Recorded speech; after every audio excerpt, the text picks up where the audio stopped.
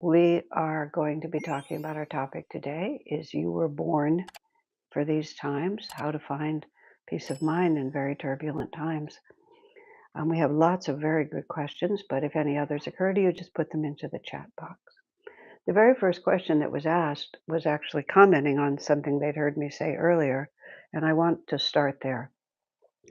No, much of my understanding of both where we are now in world events and where we're going has been formed not only from common sense observation of what's going on, but also from the fact that Paramhansa Yogananda, author of Autobiography of a Yogi, who's the source of everything that I offer you, through his disciple Swami Kriyananda. So with all those names spoken, Yogananda was very explicit and actually sometimes terrifyingly explicit about the state of the world in 1950 and what he anticipated was going to happen.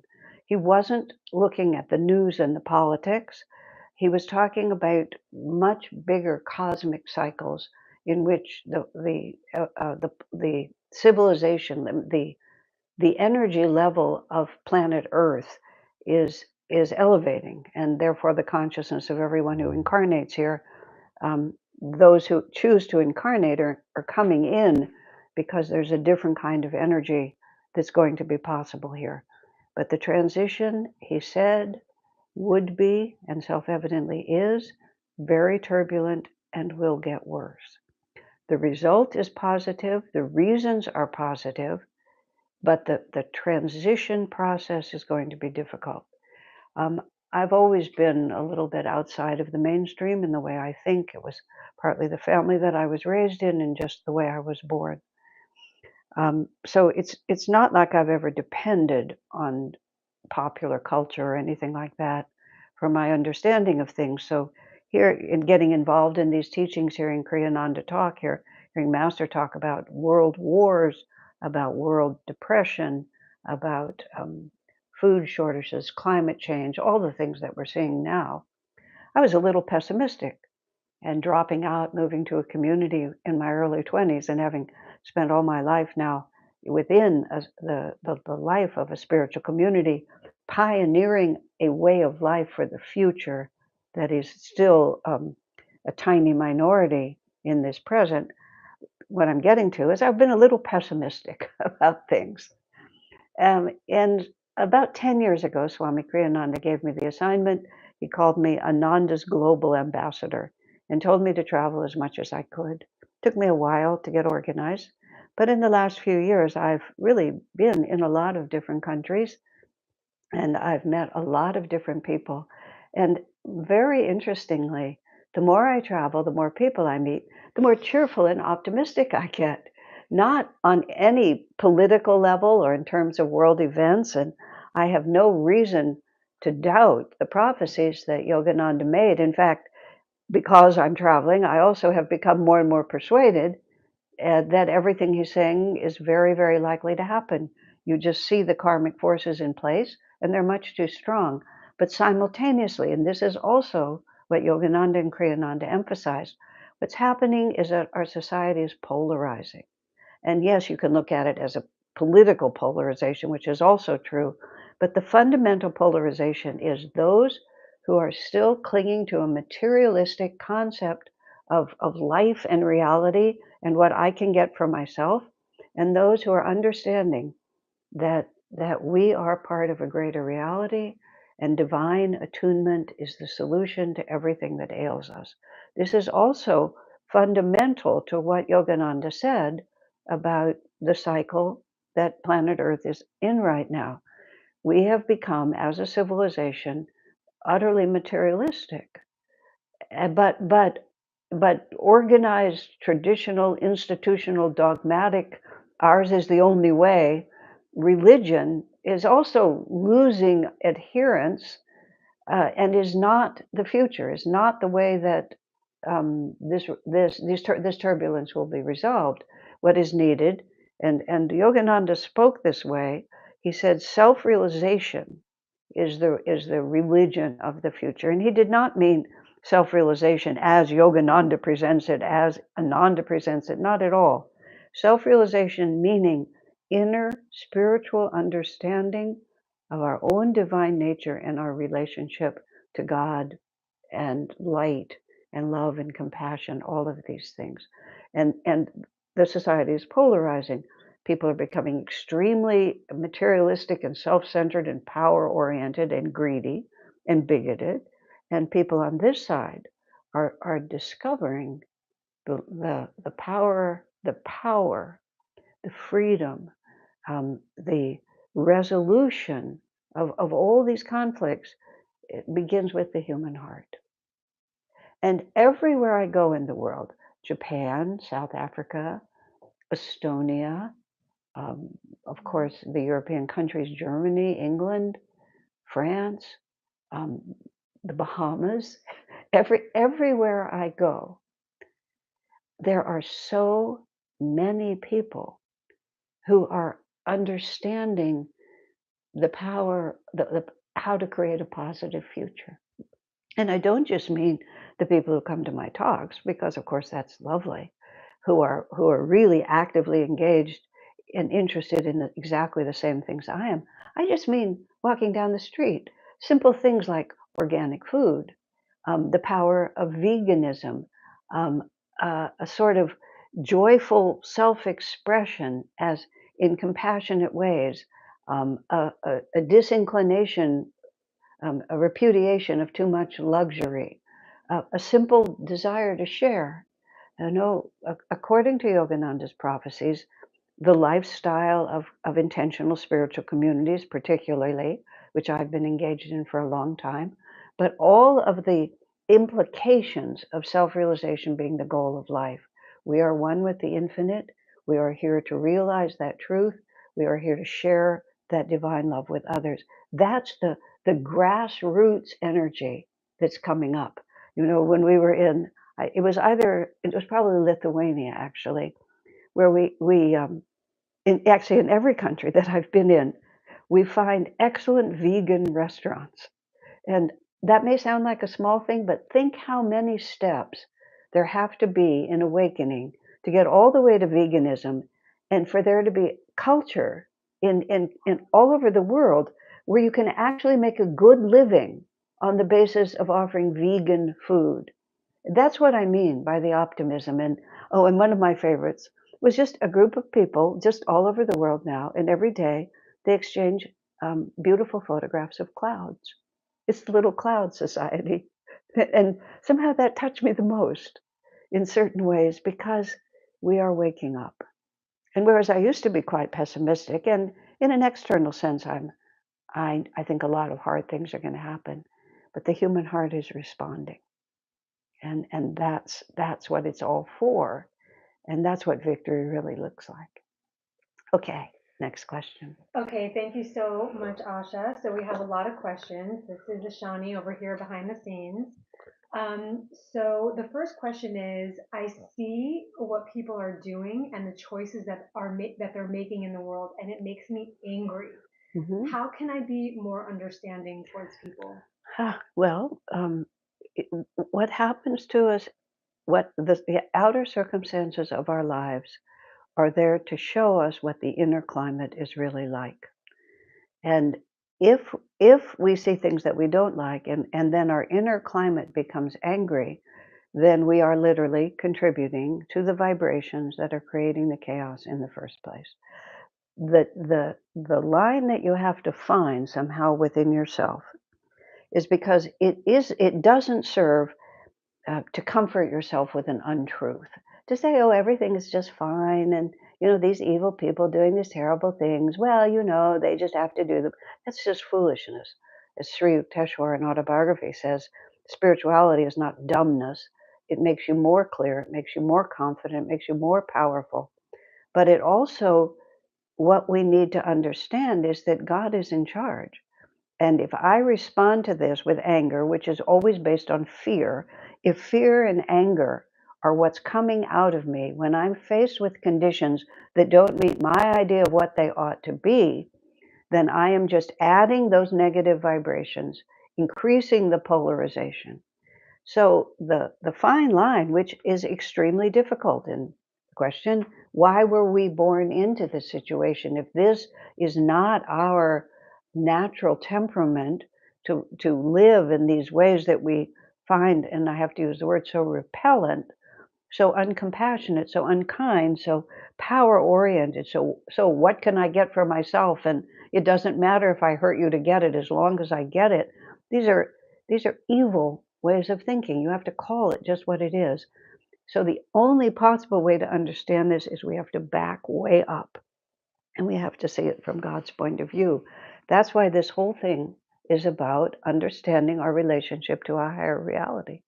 In Autobiography of a Yogi, Yogananda writes, Jesus, whose name is well known and we understand the power of Christ, Jesus and Babaji. And Babaji is a deathless master in the Himalayas who's particularly engaged in the spiritual development of planet Earth.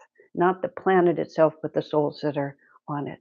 Jesus and Babaji have planned the spiritual salvation of the age, and the method is internal spiritual growth. Okay, so the question is, why were we born into this situation? This is what we titled it, for this hour was I born.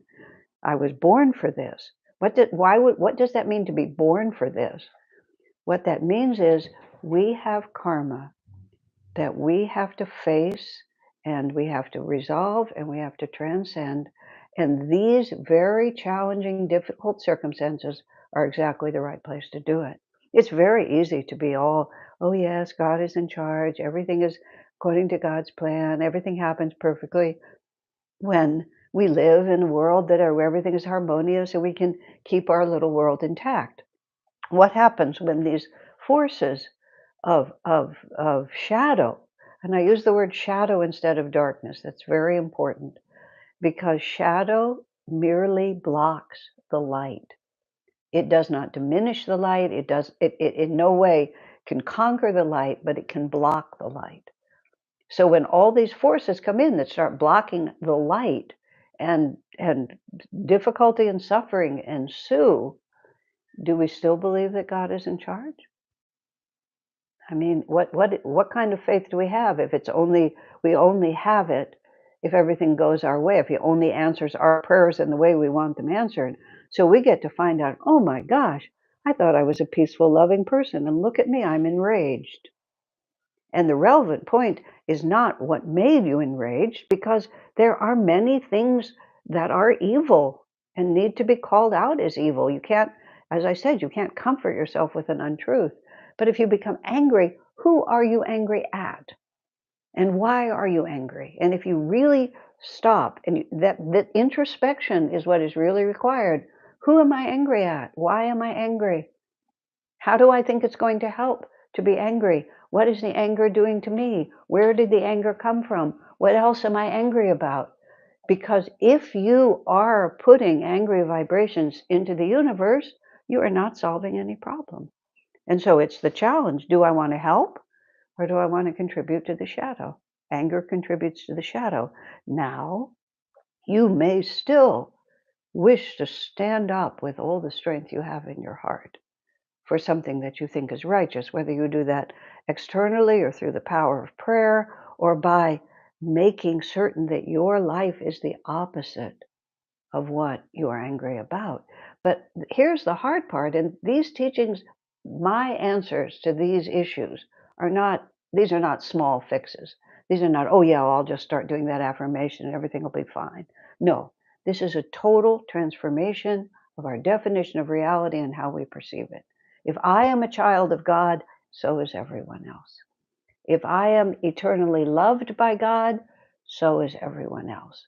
If I am being given the opportunity I need to face the karma that I have, to learn the lessons about the nature of reality, what causes suffering, what brings happiness, if God is giving me the chance to learn these lessons, He is giving everyone else the same chance. Divine Mother loves all her children equally. Turbulent times like these are times when I use the word rowdy. Many of Divine Mother's rowdy, naughty children get to be born at this period of time because there's a lot of stuff to be destroyed and they're going to destroy it. And they're going to behave in ways that are really not wholesome for them and that will not bring them what they think it's going to bring them. But they have the right to find out, just like we have the right to find out. And so they get to run their karma and we get to run ours. Their karma frightens us and makes us angry. Oh my, that means that I have a lot to learn, don't I? Doesn't make them right, but it means I have a lot to learn about acting with the compassion and kindness of the divine and with the power of the divine also to stand up for the light. And then those souls, and of course, as I was saying earlier, this is a whole system. You have to add reincarnation into it. You have to have karma and reincarnation. And you have to have a loving divine God, or else we're kind of in trouble, meaning there are no really good solutions. These people have risen to the level where they have enormous power to influence the whole civilization. They have armies, they have nuclear weapons, they have vast resources, and they're not using them in a way that is really honorable. And they're not using them in a way that's going to really bring them what they're hoping to have. But we only learn from experience.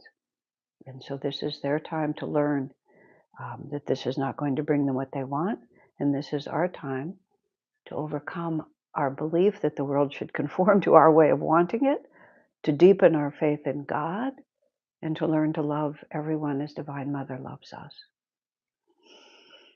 Thank you so much, Asha. So the next question is, how can I stay steady and peaceful with all that is happening? You have to practice all the time. You have to practice all the time. You have to practice when it's easier. You can't just wait till the crisis comes. How do you solve every upset within your consciousness right now? Every upset, whatever it might be, no matter how small it looks, you are making grooves in your consciousness. You are setting a karmic pattern. You are developing habits of response. You are affirming the nature of reality. You are affirming what brings happiness and what brings suffering every minute of every day. Yogananda said, take care of the minutes and the incarnations will take care of themselves. You can't just look at Mount Everest and say, oh, how do I get to the top of Mount Everest? I want to get to the top of Mount Everest. You have to start walking around the block, doing 10 minutes of exercise a day. So these and the probability of increasingly challenging conditions in our life, in our lifetime, has to act now as a tremendous incentive to build the muscles of faith and compassion and courage and calmness and perseverance. Just name all the virtues. And we have to practice all of them all the time as much as we can, because as things escalate, we will need to have those muscles in place. You can wait until it's a matter of sheer survival, but that would be very unwise. Do you have a spiritual practice? Do you study and try to think philosophically? Do you look at situations in life and try to see it from Divine Mother's point of view? Are you dedicated to being an instrument of light? Do you justify and excuse your limitations? Or do you honestly face them calmly, without guilt or self-censure, but just, oh, look, I have things to work on. Let me get to work as best I can.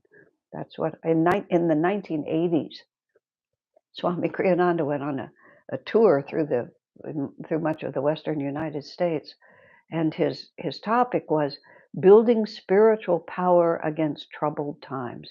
He had these prophecies of Yogananda from 1950, and all through the 40 years that I knew him, he was always focused on helping us become strong inwardly, because of course that's the whole purpose of our incarnation, but also as a practical anticipation of the need for people of the light to be strong within themselves so that we can actually dynamically help uplift, help comfort, and ultimately help rebuild.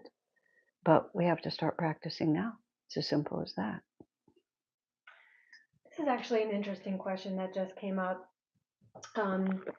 They're saying that basically there's always been troubled times. Mm-hmm. Why is it different now? There's there's always, what's the difference between now and always? I think that's a very good question. What's different about now? There's always been trouble on planet Earth. Yeah, in fact, there always has been trouble on planet Earth.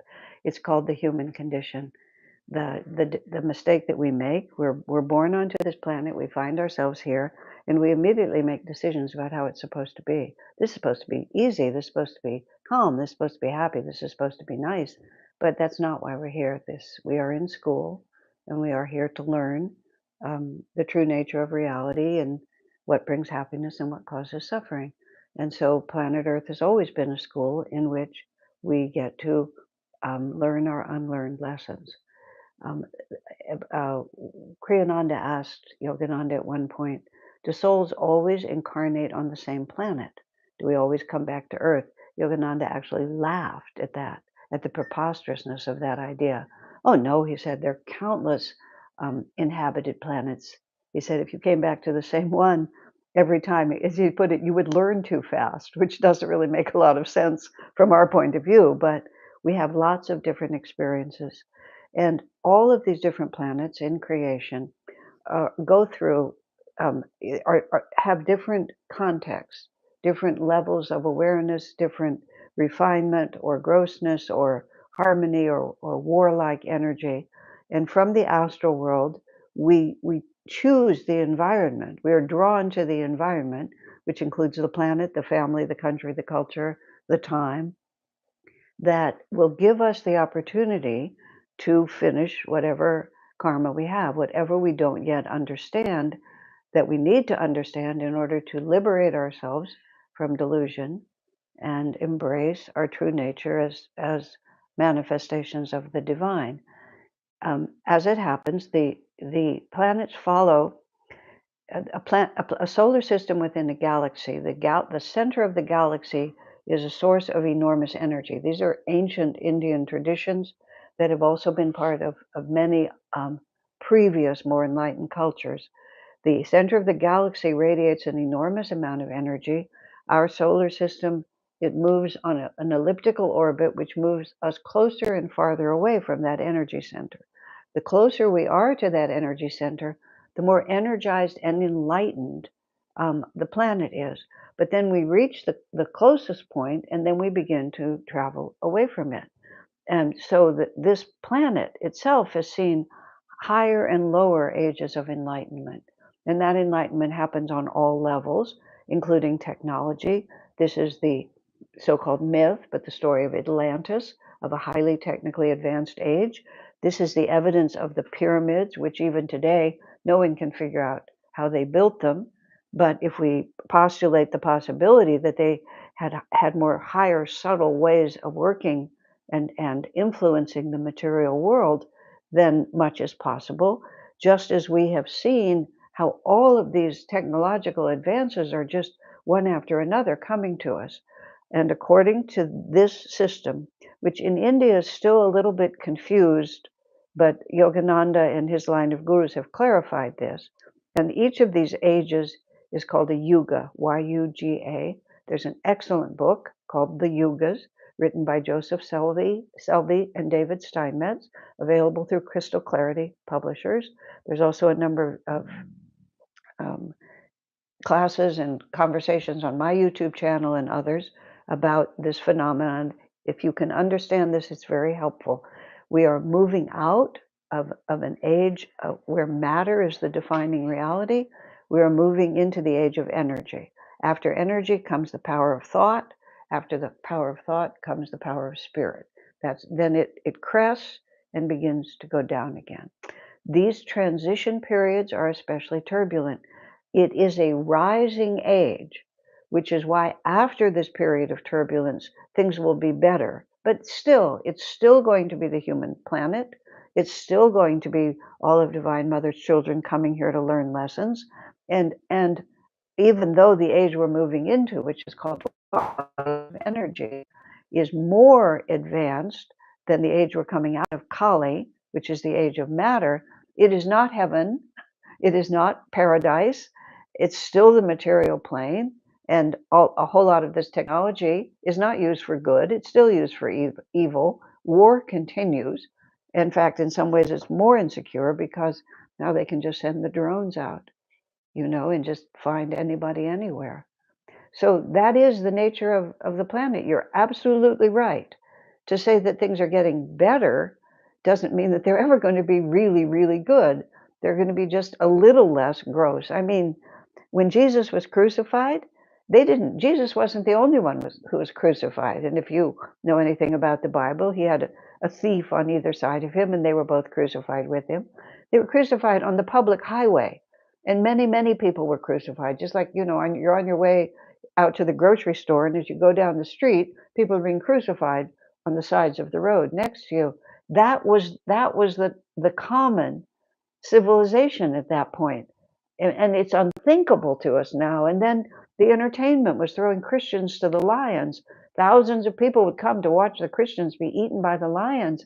I mean, it's unthinkable, but we still play very rough sports. We're fascinated now with all these gladiator contests, all these warriors who fight one another. We still are spending vast amounts of money to create war machines and so on. So, we're a little more advanced, but there's a lot of vegan restaurants, even in, all kinds of places in the world, because consciousness is rising, and at the same time, it's just not paradise. So yeah, welcome to the story. But transitions like this, especially from matter to energy, um, are very, very turbulent. We're on a rise, but all of this fixed way of thinking, in which religions are separate, races are separate, languages are separate, countries are separate, everything is all fixed. Matter is fixed. I mean, my little box and my cup are two different things, but science and all of religion tells us this is really just energy. And even though it doesn't appear, it's more subtle and different than it seems. But that's a very unwelcome thought to people who are still committed to that way of doing it. So nations are still fighting nations, and races are fighting races, and people are trying to oppress each other for foolish reasons. I mean, all of these things are still there, and they're going to still be there, but it'll get a little bit better. Thank you so much, Asha. This next question is, I have lost my ability to meditate in these upsetting times. Do you have any advice on how to quiet my mind? Yes. This is the whole point.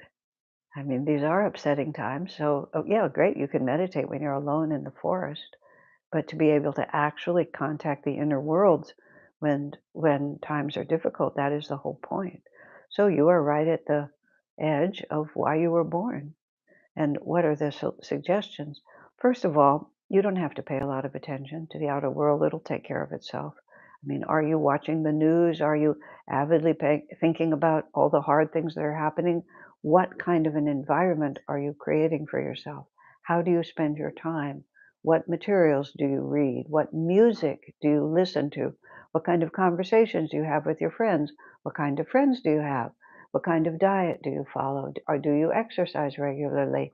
Are you listening to uplifting music? Are you going onto the internet to find out what terrible catastrophe happened all over the planet this day? Or are you finding the extraordinary resources there of spiritual teaching, spiritual music, spiritual dance, beautiful art? When you sit to meditate, you bring into it everything that you have gathered during the course of that day. So what are you gathering? What are you gathering? And if you feel, well, I'm too agitated, well, then you need to immerse yourself in vibrations that are calming. If you have the opportunity to meditate with other people, that would be a very powerful way to help you get settled, to do more yoga postures or do more wholesome exercise or do more wholesome activities. That would be a good way to start. But you need to start really studying an alternative way to think about life instead of just reading the news day after day. I read very little about it because at one, it doesn't take much to know, but those images just imprint themselves on your mind. So if you find yourself agitated, you're not helping anything. Merely to be informed of all the reasons why you should be upset, and then being upset just makes you part of the problem. You need to A far better service is to know very little or nothing about the details of what's going on.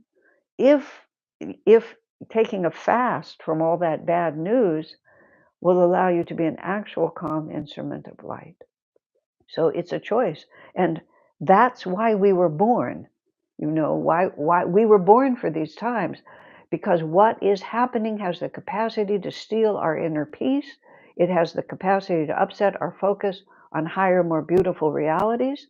It also has the opportunity for us to become powerful warriors for the light, but you don't become that passively. You don't get strong by going into the gym and just lifting 5 ounces every time you go in.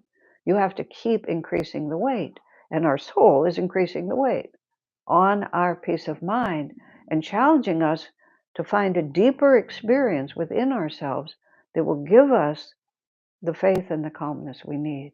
So wherever you're standing, just try to do a little bit better, and then do a little bit better and a little bit better. Build on your successes. Don't try to take such a gigantic leap that you're just going to fall back from it. If you can't meditate an hour, meditate a minute. If you can't stop watching the news all the time, cut it back by 5 minutes. If you get restless, if you're trying to read spiritual things, read one page. You see what I mean? Just build on what you can, because you need to build spiritual power against troubled times. Otherwise, we will not be able to stand. Thank you, Asha. The next question, and there's a few in this series. If everything is karmic, does that mean injustice is meant to be? Well, you see, injustice from what point of view? Yes, everything is karma, absolutely. Karma is cause and effect. Human actions have consequences. Actions from one incarnation carry to the next. We are on a long saga to learn our true nature as children of God, to be able to access that divine power, to be able to be instruments of light, to help others also understand their true nature. So injustice means that a person is, injustice. Let me hold this for a second. There is no such thing as injustice, in the sense that everything happens for the ultimate enlightenment. Is there enormous suffering along the way? Yes. Does it happen that people seem to get away with bad things in the short-term picture? Yes. Do good people always come out on top in the short-term one lifetime that we're watching? No, they don't. Is everybody loved equally by Divine Mother? Are each of us here to have the opportunity to grow, to change, to transcend limitations, to embrace infinity? Yes. Is the process to doing that smooth, easy, and self-evident, on the short-term basis that we're looking? No. This is why we have to just shift our whole point of view. You can't just sort of take this little tiny picture of a very limited cause and effect in this one incarnation, impose upon it how we want things to be, and then call that wisdom. It just isn't.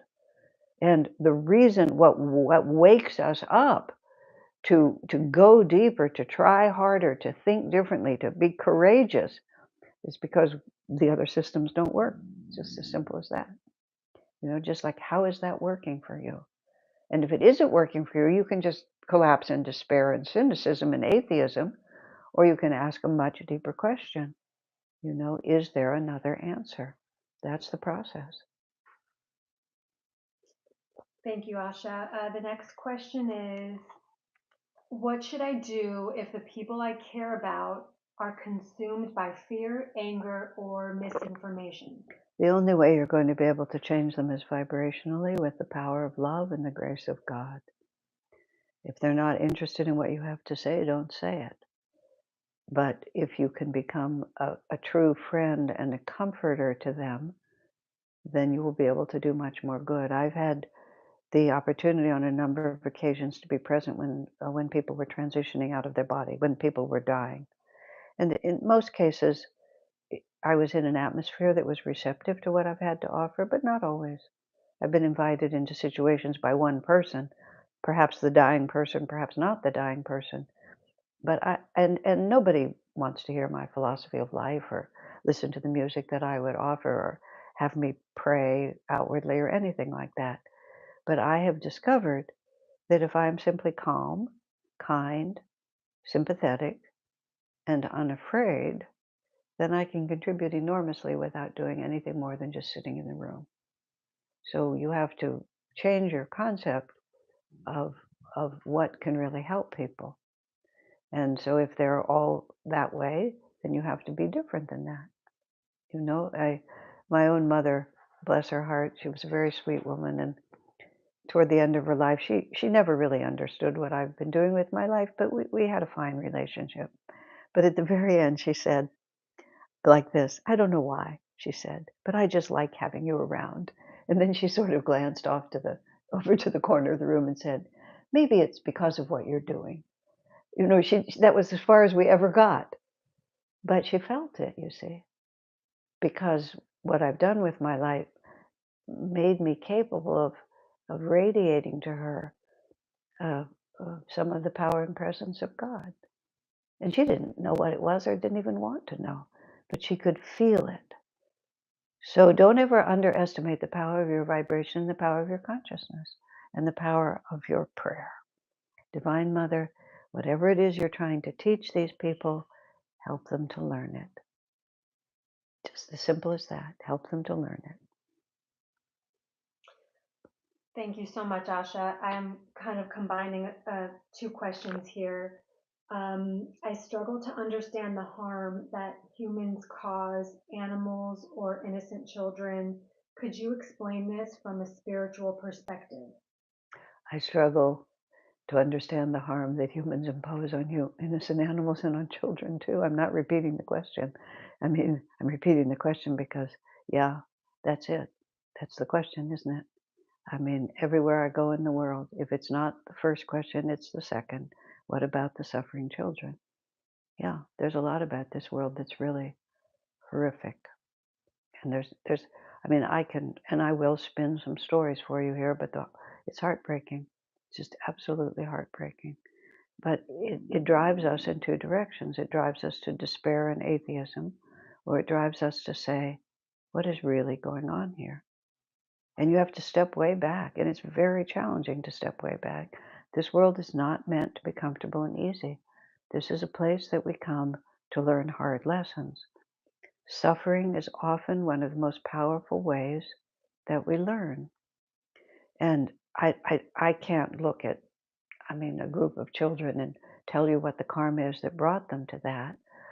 But very often the worst suffering that we see from our perspective that looks more like punishment than reward is actually the finishing of some final shreds of karma, the most powerful incentive to really ask deep questions.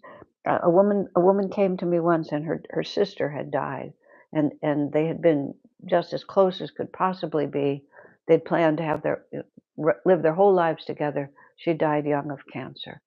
And this is the way the woman explained it to me. When my sister died, I suffered as I have never suffered before. Because I was suffering so deeply, I prayed as I had never prayed before because there was nowhere else for me to turn. As a result of the power of my prayer, I had experiences of God that I didn't even know were possible. And then as a result of that, and then she said all the positive things that she'd been able to do with her life starting from that. So I said, so was the death of your sister a tragedy? You know, it's very hard to say because look at all the good that came from it. And the sister didn't get to finish her life in the way that she thought she was going to, but we don't die.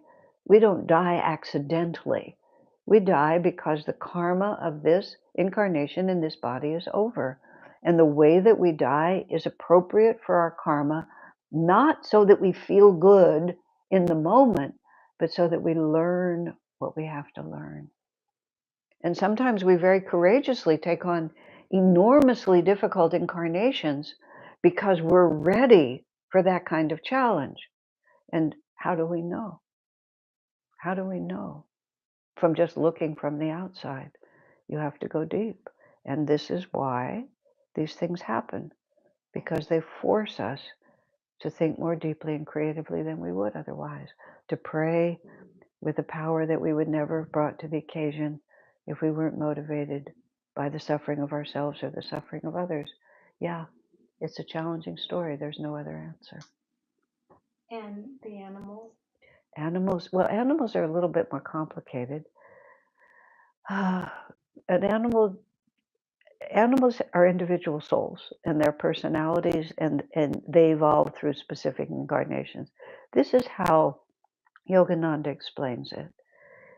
Evolution through, okay, we evolve through different forms and different incarnations, and we manifest a body in a circumstance that has the capability of expressing the fullness of whatever consciousness we have developed.